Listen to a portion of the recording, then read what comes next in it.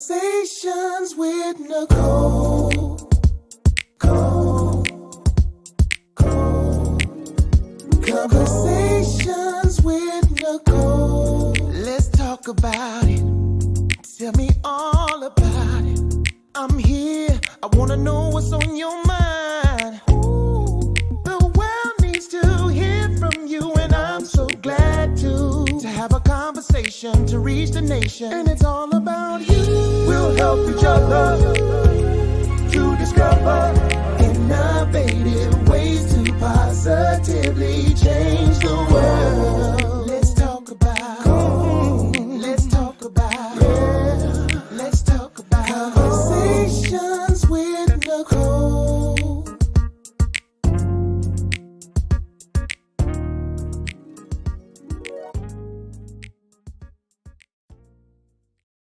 Greetings. Happy Monday. Welcome to Conversations with Nicole. I am Nicole Everett, your host, and this is what I call Mindset Monday. Mindset Monday is an opportunity for you and me and my guests to have a conversation around a particular topic. And today we are talking about trauma. Was it really trauma or was it just drama? We're going to find out. My guest is going to talk all about it. Trauma is one of the things that she enjoys talking about. So we are super excited to have her with us today. But before we get started, I want to hear from you, if you will, in the comments. Let us know what city and state you are tuning in from, so we will give you a shout out. We are live on Facebook, YouTube, and on Roku TV via the Greater Works Network. So tag a friend, share, like, share, comment. This is interactive, so we want to hear from you. We want your comments. We want your questions. So I see you, Chief. Happy Monday. Thank you for being here. Terrell is here in Tallahassee. Appreciate that. Terrell, tell some folks they need to be on here because we're going to get into it tonight. Hey there, Kenzie. Kenzie was on last week. Thank you for tuning in. Kenzie is a clinician out of Little Rock. We talked around postpartum and Black women, and it was a very great topic. So thank you, Kenzie. And we got Mr. Christopher right here in the Tallahassee area. Thank you for being on. Appreciate that. So, boy, today, April 4th, it is the commemoration of the death of Dr. Martin Luther King Jr. And while that's been many decades ago, it's still, and I wasn't around then, but it's still on the forefront of my mind in terms of his sacrifice for us. So I just wanted to just take a moment to call his name and remember him in this space and in this place. Dr. Martin Luther King Jr., we salute you and we appreciate your great sacrifice so that we can have the liberties that we do currently in this country. Although, again, as it relates to our topic, he probably would agree that there is some trauma related to being Black in America. So, but anyway, we're going to dive into that in just a little bit. Hey there, Dr. Parker, right here in Tallahassee. Thank you for tuning in. And my cousin Susan in Suffolk, VA. Thank you for tuning in. And my good friend Alex down in Miami. Appreciate you tuning in. Thank you so much.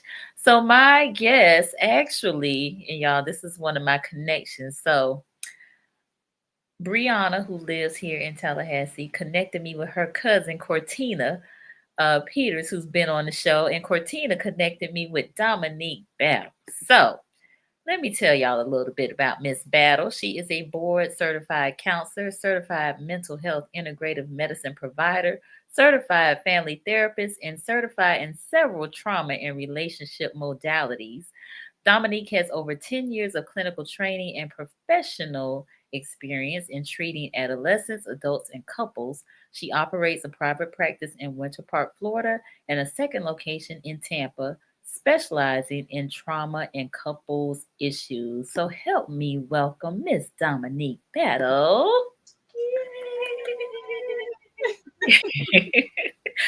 Welcome, Dominique. Hi, how are you? Thank you so much for having me. I'm excited. Yeah, doing well. Thank you for being here. Sure. So, you are in the Central Florida area. I just read a little bit of your bio, but I want to know, who is Dominique Battle? Not what do you do, but who is Dominique? Dominique is a girl from the South. I'm originally, I did high school and middle school and summer college in Georgia. I'm a military spouse. My husband is in the Air Force. He is about to hit his 20 years. I have a teenager who's 16. I have a bonus son who's 11. And I just like hanging out with my fam. Me and Okay, my husband are best friends. And so we hang out and we talk and we really have a good time. And nice, that's me. nice, nice, nice. So, what prompted you to get into mental health, to be a counselor, a clinician? I've always wanted to be a therapist. I love helping people, which, I know a lot of people here, that's the general answer. But I love helping people navigate the pitfalls of life. We don't really get a handbook on that. We'll get a handbook for how to start a career, or how to go to college, or how to do all these other aspects, even having kids. But when it comes to life, we kind of find ourselves having the most difficulty, because everybody has their own experience with life and their own perspectives. And so even if it was taught, it'll still look different. And so I like helping people in that space, kind of navigate their own version of what they want life to look like. Nice. So the name of your practice is Creative Counseling, Living and Wellness. Yes, that's All correct. right. Okay. And tell me kind of primarily who you see. You do in-person telehealth, you take in insurance, no insurance, all the things. Let them know about Okay. I see primarily Black women, although I do have a couple of others that it. I Hmm. see that I do enjoy. I tend to work in the areas of trauma. I love working with couples. I love working with families in those different systems, because we do find the most issues in there. I'm a self pay only practice, so I don't take any insurance, and I am accepting new clients at the moment in both locations, in Tampa and in Winter Park. Okay. And you do both tele and in person, right? That's correct. Okay. Whichever one is most comfortable for the client. Very good. Very good. All right. Well, I just want to put that out there. So if you are in the state of Florida, you can see Dominique. All Yes. right. Yeah. All right. Well, before we get started on my topic, our topic, I got to read my disclaimer, which states that all topics, past, present, and future, on Conversations with Nicole are for information purposes only. They are not to be used as a diagnosis for treatment or an answer to any personal issues related to the topic being discussed before, during, or after the program. All right. So that means you still need to go see a professional. All right. Right. All right, my mom's here and my sister is here. So, hey, y'all. All right. So, this topic, look, it's got them intrigued. They want to know, It's real. It's real in these is streets. it really drama or is it just some drama? Now, when I was young, they used to talk about saving the drama for your mama. Hmm. Hmm. Hmm. But I think that some people really did experience trauma. So let's start off with defining what is trauma. So trauma, it's not even a real good solid definition for trauma, but it's basically experiencing a life-threatening events. It can be anything that was extremely overwhelming for you. Events, series of events, set of circumstances, whatever the case may be for any individual person. But it's where you experience the most physical hardship, or the most emotional hardship that is kind of showed up in adverse effects in your adult life. Okay. And what kind of impact can trauma have on individuals?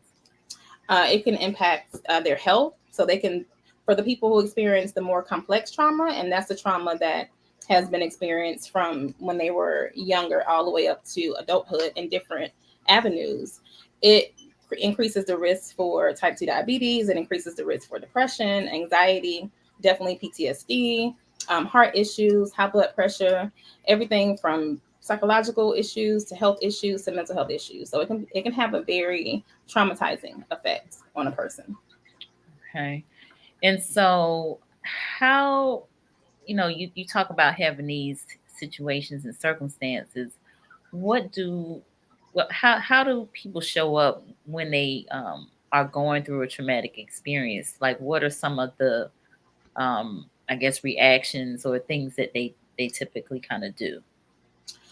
Because it varies from person to person. For some people, they can have a very emotional presentation, so that's where they may experience depression, and they are, a bag full of tears. And or on the flip side of that, it can be expressed as anger in their emotion, and they are irritable. They're, arguing all the time with people. They're fussing all the time with people. So it can show up in that particular arena.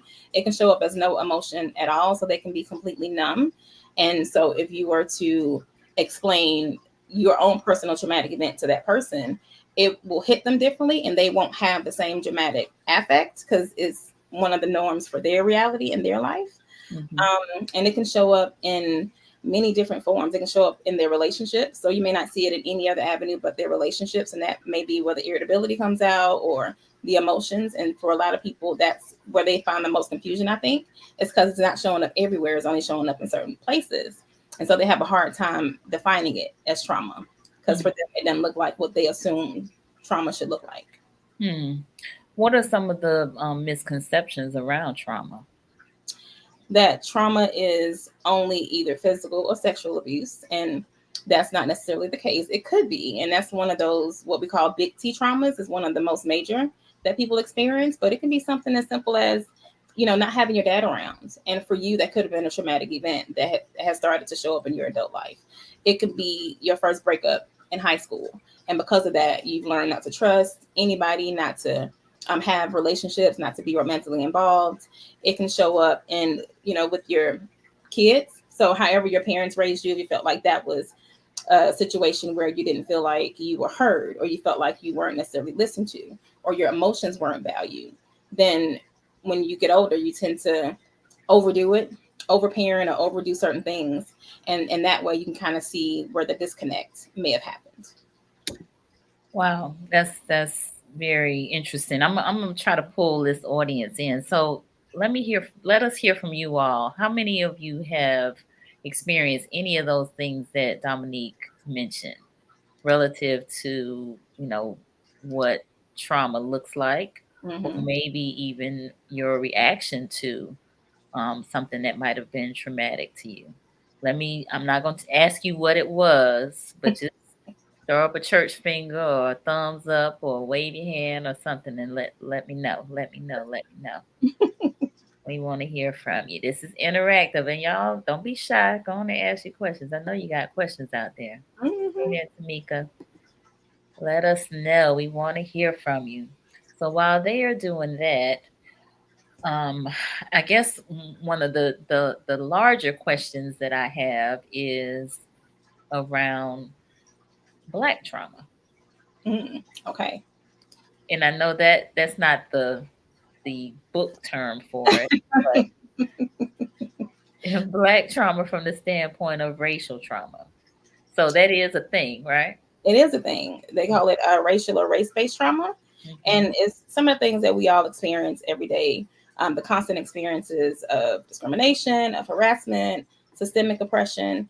And for a lot of us, you've seen, if there were riots, if there were marches, and you've seen the overly angry, the ones who bust out the windows, the ones who get into fights, the ones who, are quick to challenge the authorities who are there, even if they aren't provoking. You can kind of see it there, how traumatic race-based trauma has been for them, and it shows up in those emotionally exaggerated ways. Hmm.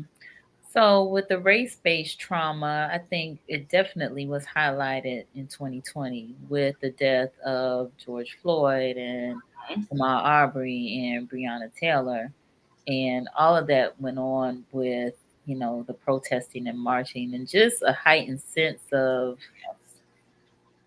I don't know, just trauma. I don't, And I emotion. mean, yeah, it was highly emotional. It was, you know, It was you almost devastating when everything happened, and there was a lot of confusion is know, what I kind of got in my office. There was a lot of confusion of, I see this thing, and this thing has been happening forever, so we know it's happening. But I feel confused about the emotions that I have against it, because there were tears, and for a lot of people, there was depression, and there was, social anxiety that kind of came out of all of those things. So a lot of confusion I know mm. happened, especially around that time when everything was happening. So that kind of lends itself to a question for me around maybe, we kind of had gotten used to uh, being marginalized, Mm-hmm. traumatized, if you will, the microaggressions that, came about in the workplace or just wherever we were, whether we were, out shopping or and somebody is, following us around the store to make sure we're not stealing or whatever the case may be, right? And so we've just kind of accepted that as the norm, but really, mm, perhaps that was trauma, right? Hmm. Very much so. I can remember when I first moved to Florida because I'm from Georgia, Hmm. and I would hear like people who have been here most of their lives, they would, kind of say they don't know why I moved here because it's so racist down here. And coming from Georgia and the experiences that I experienced there, I wouldn't even notice when people were being racist to me because they would do it so modestly here Hmm. versus what I have experienced in Georgia where it was outright in your face. And Hmm. so it didn't even hit me that it would happen until somebody mentioned it. And I was like, oh, well, I mean, I've had worse. So that didn't even register to me. Like it didn't even hit me the same.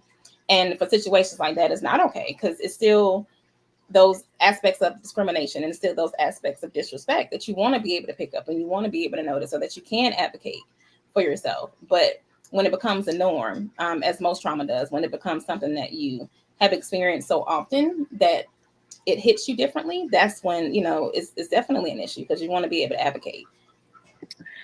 So, I think maybe, and I'm, I guess kind of just speaking for me and kind of for other black and brown folks, we Mm-hmm. may have been accused of being dramatic, right?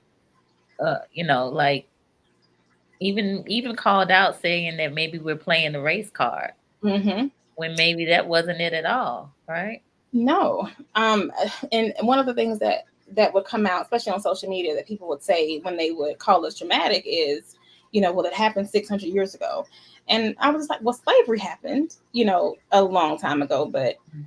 1963, 1964 is right around the time that Martin Luther King had passed. Like this is it ain't even been 100 years at this point. Mhm. We're so close to when things were still really, really bad for us that we still have grandmothers and great aunts and, older people in our family that's still here, still living and still able to tell those stories. Mhm. That it's a very recent thing. This isn't a, we got to read it from my ancestors kind of thing. Like this it's happened and it continues to happen because it's so recent and it's so young. And so even if it's not as, I guess, isolating as it used to be back in those days, it's not like we still don't experience the systemic oppression that we have to deal with and that nobody seems to have the answer for, even though it's in institutions and public places where it's seen and things can be changed. And so we have to sit in it every day. We have to experience it every day, and we have to either decide to allow ourselves to get upset and emotional, or we push through. But it doesn't mean those emotions go anywhere. We still have them. We still experience them. We Mhm. just have to push through. And that's one thing that we've always had to do is push through. And so we get pissed, we get angry, we get upset, as we should.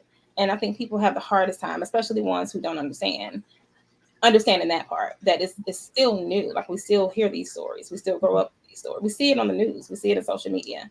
So it's not old. It just happened 2020. And I'm sure 2021 it just wasn't publicized because of COVID. So it's still happening currently everywhere. It is. So what would you tell someone that is not managing in particularly racial trauma well? Like what advice would you give to them? I would tell them first to stop, don't compare themselves to how they see trauma presenting to other people. Um, Mhm. every person presents differently and it can show up in completely different ways. And it's up to that person to figure out how that may or may not be showing up for them. But when we start comparing, we fall into the trap of, well, my situation isn't as bad as that, so it's okay. When really it's not okay. It's just that it's presenting differently and it still has those same adverse effects. It may just show up differently. So the comparison game is one of the major things that I would give to the people is don't compare your trauma to somebody else's because whether it was small or big, it's still your trauma, it's your story, and it's Mhm. valid, and it's not bigger or smaller or more inferior than anybody else's. Hmm. Do you think that there's a certain amount of self-awareness that has to take place in order to, maybe not participate in the comparisons or to value, whatever your experience is? I do think that there's a certain amount of self awareness that needs to take place and a certain amount of forgiveness for having the emotions or forgiveness for how that has had to show up in our lives. I think that we also fall into the trap of if we experience trauma or if something happened, then we have a habit of rationalize it to mean that we did something and we can control it and we can fix it. And then sometimes we fall into those unhealthy coping mechanisms to try to do that. And so self-awareness, one, and also being able to notice ourselves, check in with ourselves, take inventory of how we feel about certain situations or certain people or Mm, certain places, and being able to know when it feels different and why it feels different and do something about it for ourselves. love it. Janita had a comment. She said, "I visited a restaurant. The waitress referred to me as girl. The second time she did it, I had to tell her don't act common or unprofessional." Oh, I love it. I love Would it. you do that, Dominique? Yes, I would do that. Okay. I think that we teach people how to treat us, and if we don't, correct it in real time, we can use a calm voice, we can use a soothing tone, and people will take it how they take it, and that's up to them. But Mm, I will do that because you have to. Because if mm. not, then who else will? Yeah, I think that we are seeing more of us lifting our voice. Hmm. Um, Again, especially as a result of 2020 and all of the things that happened. So, like you said, you can do it such that it's not nasty, but firm and Hmm. seriously to let them know that it's not a game, it's not a joke, and that you deserve and demand respect. Hmm. And don't allow them to define what that means for you in that moment, because they'll be quick to say, well, you're being dramatic or you're taking it too seriously. I didn't mean that. And it's like, no, I didn't take it too seriously. It's serious as it is. There was no way to take it. It came out that way. Mm. But it's important and it should be validated. And nobody gets to define if it's important or if it's rational or if it should have happened. If you felt a thing, then you can advocate for that thing. See, I think that all of what you just said there is the very heart Hmm. of this conversation, of this topic, in terms of our ability to stand up and speak up, Hmm. especially when we feel like we're being disrespected. And again, there's a way that it can be done such that you're not the angry black woman or the dangerous black man. Right. you know but just that you deserve and demand respect. Hmm. And Mhm. also understanding that the reactions that you get from people, when you do that, it ain't got nothing to do with you. That's their own stuff, or their insecurities that were touched. But releasing yourself from the outcome that by advocating, everybody will understand it, because they won't. And that's okay. If they see you as an angry black woman, that's okay too, because you know that you're not an angry black woman, you're just speaking up. And so again, they don't get to define what that looks like. And so kind of detaching yourself from the outcome of how that situation may be after you say it, just knowing that in that moment you know that you needed to say it for yourself. So I like that you said that, because I think that especially if you hear that, maybe on a few occasions. Now, if you hear it consistently from folks, then you might need to do a little self evaluation. But if you hear it every now and again, being able to take that time, set some time aside to, kind of check in with yourself and be like, no, it's okay that I found it offensive or disrespectful or what have you, and Hmm. for me to address it real time in a respectful way. It's nothing wrong with that. Nothing at all. And I Mm, think that we forget that other people are also adults. And so if they have, with Janita's comment, if she had a question about why it was offensive, then she could ask that question. It's not always up to us to advocate for ourselves and then have to explain what that advocation means and then having to make mhm. somebody else feel better because we had to advocate and now they feel some kind of way. Like, no, you're an adult too. So the same way I can advocate for myself, if you don't understand why, then you can ask the question and then I can answer or choose to answer what Mm. that means. but it's not a situation where you have to then do all the explaining. You know, check yourself and make sure that you're responding and not reacting to Right. what happens. But if you are clear that you were offended, then it can be a conversation if people allow it to be a conversation. But it can't be a conversation if we're expected to do all of those things, advocate and then educate and then, you know, emotionally support people in those moments. It's way too much. And we shouldn't be led to do that unless we choose it. Yeah, I like that too. You said make sure you're responding rather than reacting. Mm-hmm. Mm-hmm. Good point. Very good point. So I'm going to move on to what I feel like is a really core piece, and this is regardless of what your culture or you know creed or whatever, and Mm-hmm. that is adverse childhood experiences. Mm-hmm. So talk a little bit about that. I have not had anybody come on here in recently within the last year to talk about ACEs. So No, talk so talk to them a little bit about that. I love ACEs. Every client before I see them, in addition to the intake questionnaire, I also send them the ACEs questionnaire for me to be able to review it before I see them. And it's basically just a questionnaire where clients have to answer whether or not they've had a person go to jail in their family, or whether or not they have either experienced abuse, witnessed abuse, um, all those little things that we see and experience that we may not necessarily consider at the time to be adverse experiences.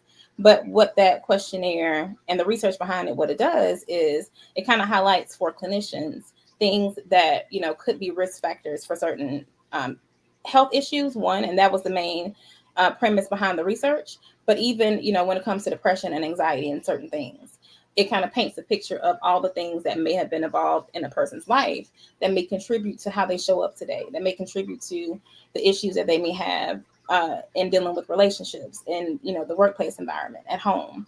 So it kind of helps us to see what was modeled for them and what they saw and how they could have perceived what that meant when they were younger. And it kind of helps to also outline the treatment plan. Like, these things were here. I know that they are risk factors.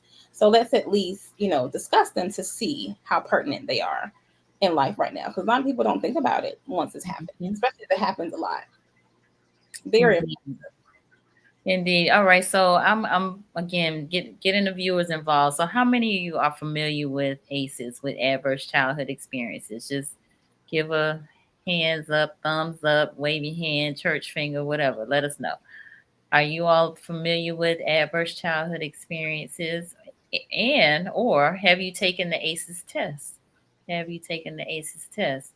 Now, it's my understanding, and Dominique, you can correct me if I'm wrong, the higher your score is, the more at risk you are for right. certain ailments or certain mental health issues. Okay.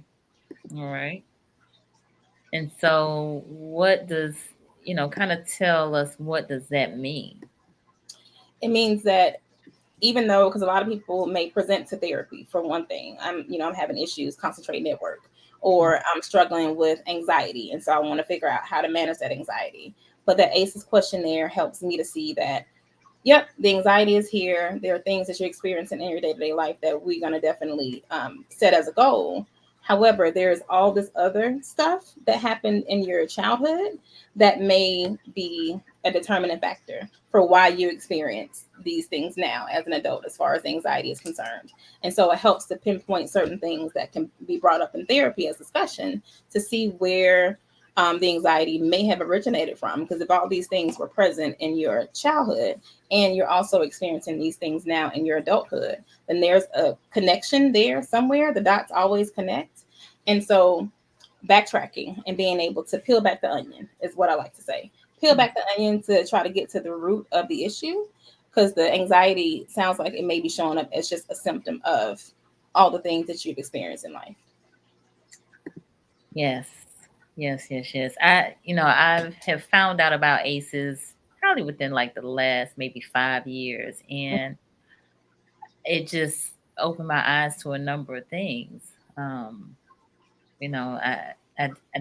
didn't connect the two, like childhood experiences with adulthood, but I Mm-hmm. see it play out. in some of the things that I've seen, like movies and things of that nature, where it's, something that happened back then, and it informs our adult decisions, Mm-hmm. right? 100%. It informs our decisions and our personality, who we are. Trauma affects the brain. It changes the chemistry of how our brain connects and all the neural connectors that have to respond to certain things. Mm-hmm. And it looks different, even on a scan. The traumatic brain and the normal brain looks very, very different because it has to, huh? I was like, wow. Because it has learned to protect us in a very specific way. So Mm-hmm. how one person may react to stress, or how one person may react to a boss who may be a little forceful in their tone, Mm-hmm. makes all the difference in the type of experiences that person, whoever is responding to it, may have had when they were younger. Mm-hmm. That'll make the difference between one person cussing her out and the other person knowing that, okay, I ain't trying to lose my job. Because that person who, the first person who's cussing the boss out because they said something cross, or they said something that they didn't like, may have had a lot of experiences where that particular tone or those particular words that she used meant that person had to protect themselves. There may have been some abuse or something. And so the responses look different. And that's how it kind of changes the chemical makeup of the brain, because now the brain is taking those words to mean that we're in danger, so we have to protect. And so it has to work differently for people who have been, through a lot of things in life. Yeah, so that protection piece is something that I'm really intrigued by. Mm-hmm. Like how, children do things to protect themselves from, that experience. And maybe they go into a fight or flight or freeze, or they, I don't know, there are a number of things that could take place, but, Mm-hmm. and how they again, even in adulthood, may kind of resort back to that, Mm-hmm. those behaviors to try to protect themselves, or what have you. And so, you're talking about a lot of unlearning. A lot of unlearning. Mm-hmm.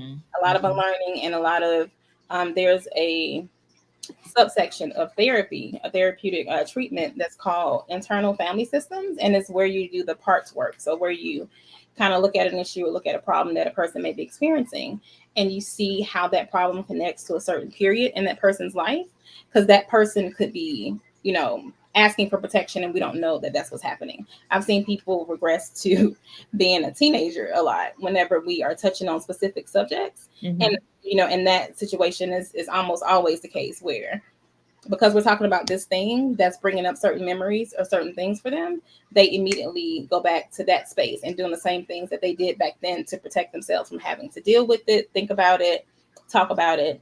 And so it definitely shows up in our adulthood. Kids don't know, they don't have the mental faculties to be able to navigate, such difficult things depending on what it is. And our brains don't stop growing until we're 25. And so that's when we're able to truly be able to look at experiences and know the difference between responding and reacting. But as a kid, they don't have filters. So whatever they see is what it is. And so they see certain things and their bodies don't know, or their minds don't know what to do to help them through it. And so for a lot of them, depending on how traumatic it is, it just locks those things away, in what we like to call trauma capsules. Mm-hmm. And so it locks it there so that the kid can still function. They can still go to school. They can still show up in their lives and do what they need to do. But like with trauma and with everything else, it doesn't go anywhere. It's still there. And that's when it starts to seep out if it's been there too long and show up in different areas. Very fascinating. So how would you help tap into that, like, and help heal that? Like, not trying to give all your secrets away, but you're good. It's free. It's free for everybody. Okay. There are these the brain-based modalities that I love. I'm trained in EMDR and I'm trained in brain spotting. And so whenever I can wait, slow it down. EDMR. Tell them what that is. EMDR is eye movement desensitization and reprocessing, and it's a 8-step protocol that we follow as clinicians to help clients be able to experience those feelings and traumas and emotions in a safe environment as we take them through a process. And it's built around the premise of have you guys ever heard of tapping, like the tapping technique when people tap? Yes. I'm Is actually gonna have somebody come on and do tapping. So you do tapping too? what tapping is involved within EMDR. So I don't do Okay. it separately, but I do it whenever I'm working with EMDR. And Okay. so it's that bilateral stimulation that Gotcha. that helps the brain to be able to open up, because now you're stimulating both parts of the brain. And so it's starting to open up as we go through that process. And they start to feel the emotions of certain experiences, or they start to relive those things. And it kind of opens up in that safe space, because now it feels safe. And it feels like it can come out and peek and see what everything, is about. And once So it's open. So it helps us to help that person process everything Do- that Dominique, hold on one moment. I'm gonna pause and again get my audience involved. So how many of you are familiar with EDMR, EMDR. EMDR, Mhm. and tapping? EMDR and tapping, and or have used those techniques. So that's really what I'm curious about. If you've used those techniques, EMDR or tapping, just again, give me a finger, thumbs up, something. Let me know. All right, go ahead. So you That's said in EMDR. utilizing these techniques, Mhm. now, like you said, the is It it the helps to open memory? up. It helps to open up those spaces that they can't access with language alone. So, Okay. whenever talk therapy kind of comes to a halt and they can't pull it out, but you can see that things are there that's affecting them in the now, then that's when, it's kind of helpful to say, okay, well, let's try something different. Let's try, helping you to navigate this space without having to feel the pressure of talking about it, because you probably can't find the words for it, and that's okay. That makes sense. So let's try something different to help you open up. And with Black people, with all of us that I've seen the most, because we have so many things that we've experienced that we may not have defined as trauma, or we may not have understood as trauma. Sometimes we can't always recollect what was traumatic and what wasn't, because everything just kind of blends in together. So that kind of helps to open up those spaces without having to talk about the things, just using talk therapy alone. Wow, that's again very fascinating. Mhm. So we have Dr. Anika Fields on. She is the director of the Counseling Center at FAMU, Florida A&M University. So we're so glad to have her on. So, yeah, that's deep. That's really, it just shows how magnificent and wonderful these bodies are, and um, these minds that we can tap into some things when words we don't have the words for it, right? The words tell us, and then being able to define it. Mm-hmm. But it's there. And so we just have to feel it. And once we feel it, it comes out. Mm-hmm. Okay. So, any other techniques or you Brain know, spotting is another one. Brain spotting is very closely related to EMDR. It's not as structured, but mhm. it's the same concept with bilateral stimulation, being able to tap into the different pieces of the brain. But it's where you follow a little stick. So I have my little stick. It's a red stick. And the premise behind that is there are certain brain spots that if you were to, with the stick, if you were to kind of capture one specific spot within a person, then that's the spot that they would need to be in to open up. And so whenever the client is going through it, you can always tell when you hit that spot, because they immediately get emotional. Like they immediately start tearing up, or they immediately have a visceral response to that spot. And so we hold it there. And whenever we hold it there, they just continue to experience whatever they're experiencing. And then we check in to see how they're feeling, what they're experiencing. And if they want to talk, they can. But if they don't have to, because the whole premise behind it is to just be able to open it up and then provide the safe space for them to process as they need to. Wow, that that's amazing. Mm-hmm. That is amazing. Yes. Okay, well, we got a couple of questions from Marjorie. Thank you for being on, Marjorie. She said, "Could that help for people who forgot certain years due to trauma? Would it help someone remember?" Yes, possibly. One of the disclaimers that we give whenever we're going through the process of explaining and educating on EMDR is that although we are, starting this process with certain goals in mind, with certain events that we want to try to process, we have no idea what's going to come up, what's going to come out. And so it can definitely help. We just never know what that is, and you may never know what that is, but it can definitely help to open up that space so you can see what events are there and what events you don't remember. Again, very fascinating. Have you run across people that have forgotten like years of their lives?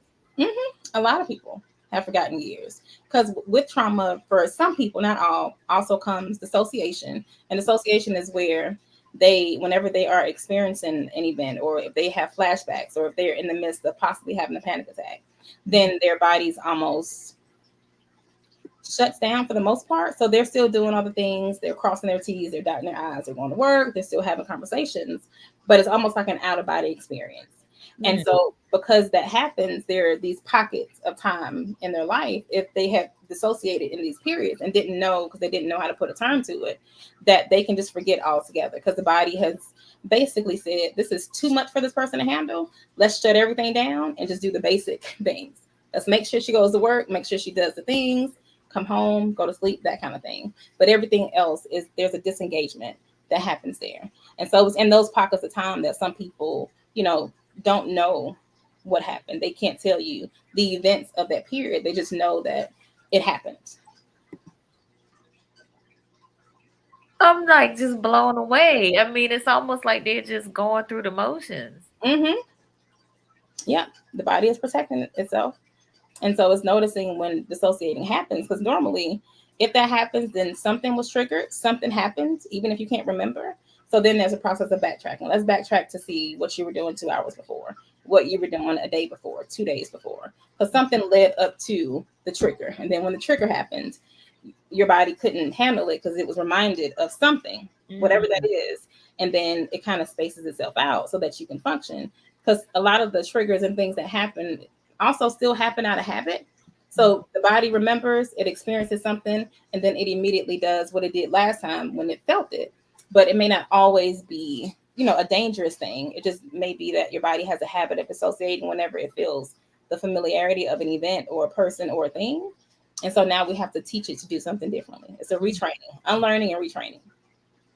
Wow. So again, that deprogramming and reprogramming. 100%. Wow, wow, wow, wow. So Princess said, my mother took her life and I tried to wake her up, but she was already gone. I still remember her funeral, and it seems that I shut down every July.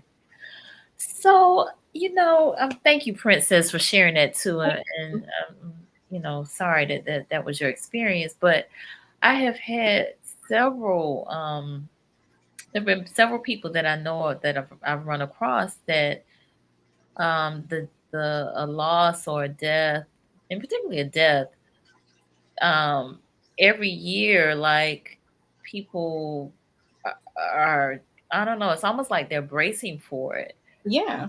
It's with the birth anniversaries and death anniversaries is what we call them. And it's the same premise. Our body remembers. It's almost similar to, have you ever gone back to your parents' house or like to a familiar family member's house and you can smell certain smells, and then you're immediately taken back to like your childhood and you remember doing certain things in that house when that happens?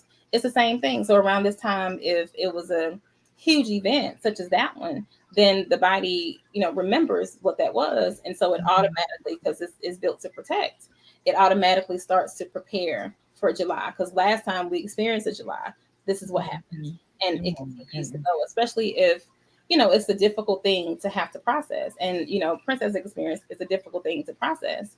And so until you're ready to process all the things that comes with that experience, then the body just continues to do what it knows to do to protect.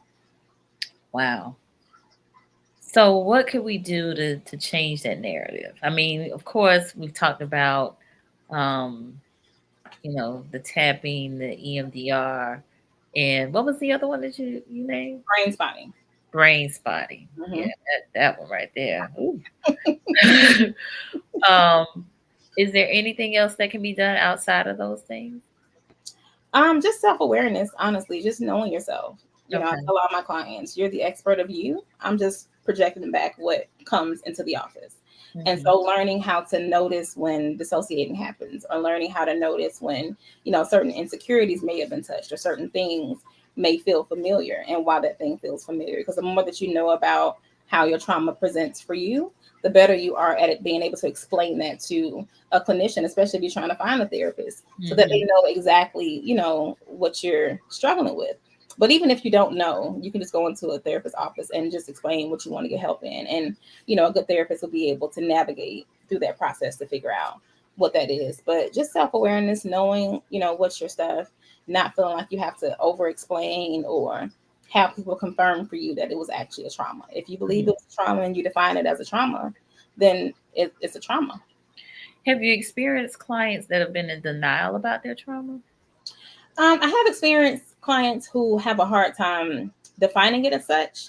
Mm. Not so much denial, because I think that the way that they have been shown or have been known to define it just looks different. So I don't Mm. think that they're intentionally denying it. I think that they may have attached some negative connotations to what trauma is. And so they just tend to stay away from it. But I think when they're able to define it as trauma for themselves, and when they're able to understand it as trauma for themselves, they're better able to name it as such and be confident in naming it that, and then be open to getting the help for it. But I Mhm. haven't met anybody that was intentionally in denial about the trauma, just more so not really knowing if they should define it as trauma, because it looks different than what they thought it was. It's not physical or sexual abuse. And so, for the Mhm. most part, if it's not those two, then they have a hard time defining it for trauma as trauma for themselves. Is that a more recent phenomenon in terms of people have understanding that trauma is more than just physical or sexual abuse? Um, I would say, I think a more recent phenomenon in the Black community, Mhm. but not a more recent phenomenon just in general. I think that Okay. because we have been more open to going to therapy, and we have been more open to learning about how things show up for us, because we have the resources now that we didn't have before to be able to get help about it and to be able to get educated about it. I think that it's more recent that we are learning that even though our parents did the best that they could for us, they did all that they knew how to do. Mhm. That can be true, in addition to there were still some things in my upbringing that just wasn't quite right. And Mm. so being able to connect those two, um, is where I see some of that disconnect happen, where it's either, my parents raised me to the best of their ability, they fed me, I had a house, my childhood was good, or it was trauma. And so helping them to bridge that gap between, knowing that both of those can be two true things. It doesn't have to be either or. And so there's something now in those respects where I see that they have a hard time identifying trauma, because they, for whatever reason, may mean that is condemning their parents. I think that that is a very poignant point. Hmm. Um, yeah. Because like you said, they did the best that they could, or at least they thought that they did. Hmm. And, there's some things that they missed the mark, it was not correct. Yeah, So to challenge that is, I don't know, maybe they see it as an indictment or. it's offensive. A lot of them, take offense to it, and Mm-hmm. they get angry. And I welcome anger in my office, because now it helps me to see how important this is for you. So I tell them, you can get angry, and I Mm-hmm. can't define it as trauma for you. I can just help you see how one thing connects to the other, and then whatever comes up is what we process. So this to me really goes to the core of people's belief systems. Hmm. And their identity. Mm-hmm. Because to challenge one means that you're telling me that everything I knew about life is wrong, and I can't accept that. And to Mm.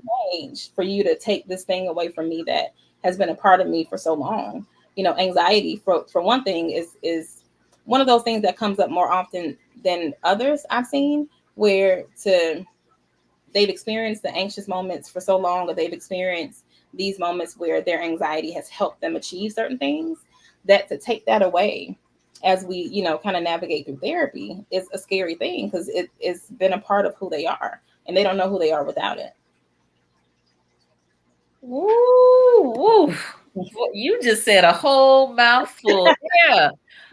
Listen, how many of us out here holding on to anxiety like for dear life? Yeah. Because you feel like you don't know who you are without it. Mm-hmm. Holding on to anxiety, holding on to fear, holding on to doubt, holding on to unbelief. Just to keep pushing through. My Lord. Look, you setting the captives free tonight. Listen here. It's a struggle for us all. Oh my gosh. Y'all, we holding on to anxiety and don't, see ourselves outside of that. Mm-mm. We got to let it go. We got to let it go, y'all. Be done with it. We got to let it go. And choose something else instead. Choose joy. Mm-hmm. Choose peace. If nothing Yes. else, choose peace. Choose harmony. Choose balance. Tranquility. Mm-hmm. Grace. Forgiveness. Forgive yourself. Ooh. But not knowing what you don't know, because you don't know. If you don't know, you don't know. You don't know.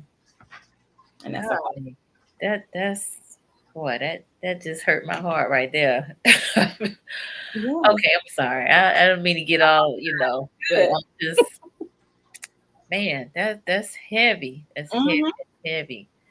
That's why I love trauma. This is why. And Ozzy's in Virginia Beach. He said, or just straight up delusional about it. Mm-hmm. Yeah, so we gotta undo this, y'all. We got to. Ozzy said, gratitude heals. It does. Yes, it does. Can you read that for me? Yes. Nicole Powell says, I got COVID on December 21st, and a lot surfaced in isolation. I saw a lot clearer, and people, how they really moved against me, I didn't see until the triggers came. Therapy is an eye opener. Okay, now, Nicole. Look at you with the self-awareness. I love it. I'm glad therapy is helping you. Absolutely. Mm-hmm. All right. Well, anything else you wish to share around trauma?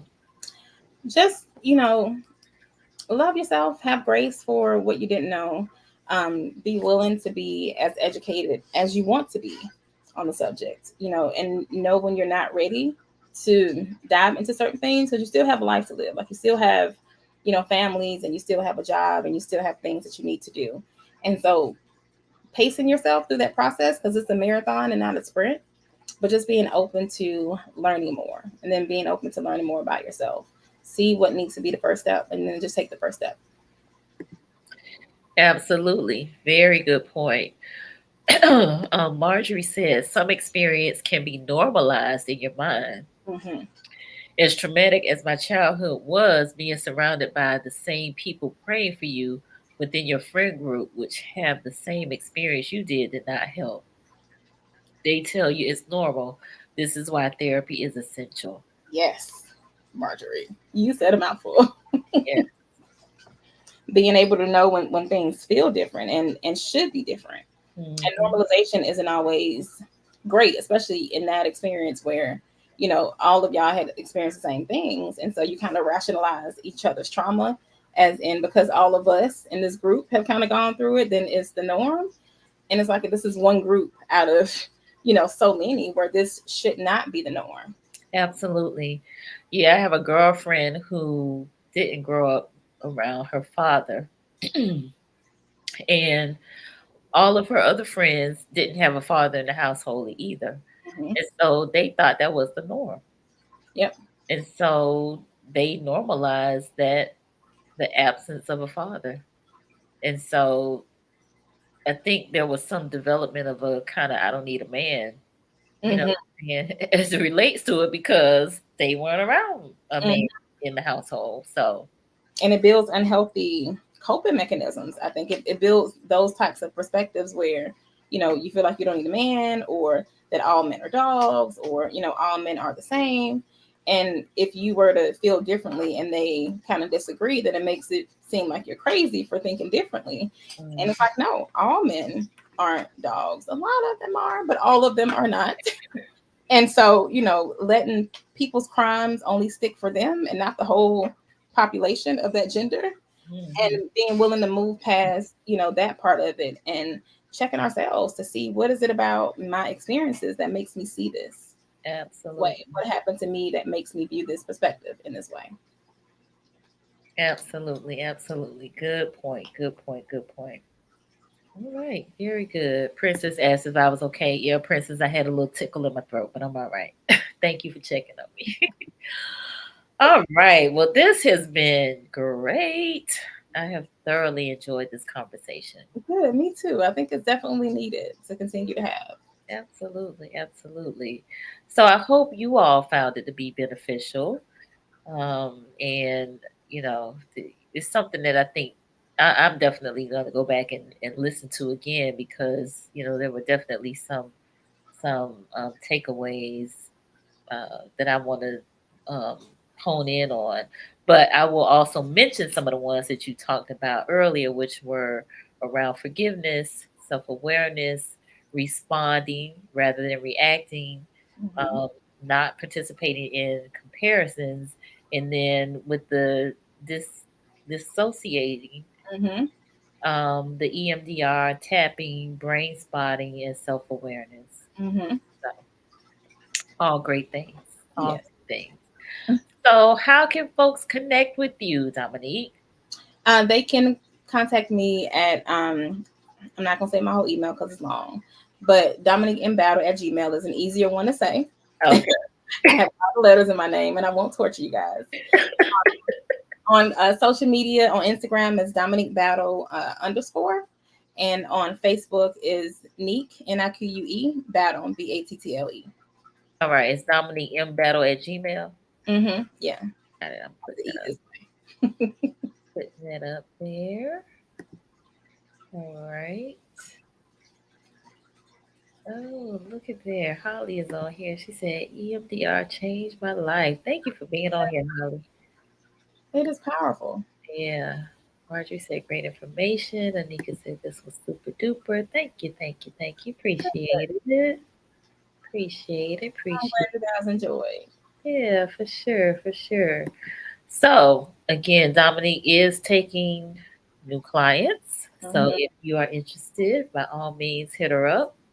She is based in Central Florida, but serving the entire state of Florida. Yes. No insurance. She does do telemedicine, and yeah, she's taking new clients. So check Or her reach out for questions if you guys have questions about anything that we discussed, or anything that you would like more resources on. I'm always open to making sure you guys have all the information to be as informed as you need to be. Indeed, indeed. And so that's her email address, so you can email her there. I'm trying to get on Singles Mingle, so we'll see about that. We're gonna have a conversation after the conversation to talk around childhood trauma and relationships, like how it shows up in relationships and how you need to do that work before you get involved. So Yes, Jesus. yes, yes, yes, yes. But again, Dominique, I want to thank you so much for being on here tonight and for sharing your knowledge and expertise. This was really good. Of course. Thank you guys for having me. I appreciate it. My pleasure. So before we go, I definitely wanted to invite those who have not subscribed to the Conversations with Nicole YouTube channel to do so. Subscribe, like, share, comment. We need that support. We need all the support we can get. And then I also want to just make you aware that on Wednesday we have Dr. Laronta Rush. She is based in Atlanta, and we're going to be talking about understanding psychological evaluations. Understanding psychological evaluations. So it should be pretty interesting. Good one. That's what she spends about 90% of her time doing. So I can't wait to hear her break that down for us. Yep. That's gonna be good.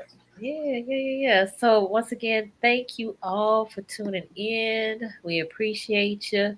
And tag a friend, share this link, let them know they need to watch this, and let's keep this conversation going around trauma and drama. And get your checkup from the neck up. Connect with a counselor therapist today. Today. Yes. All right. We will see y'all next time. Bye.